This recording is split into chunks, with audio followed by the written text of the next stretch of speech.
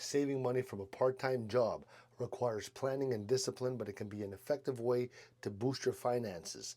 The first step is to budget your earnings. Start by dividing your income into essential categories like savings, bills, and discretionary spending.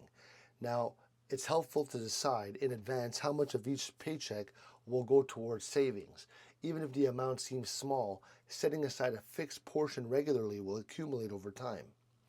One of the best ways to save from a part-time job is to treat your savings as a non-negotiable expense. Before spending money on anything else, set aside a certain amount to go into a savings account.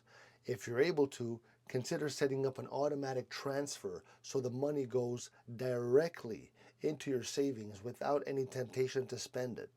All right, so another strategy is to be mindful of your spending. With a part-time income, it's especially important to prioritize needs over wants. Avoid impulse purchases and look for ways to save on everyday expenses like cooking at home or using public transportation instead of driving. By being intentional with both your income and your spending habits, you can build savings from your part time job while still enjoying your work life balance. Let me know if this helped.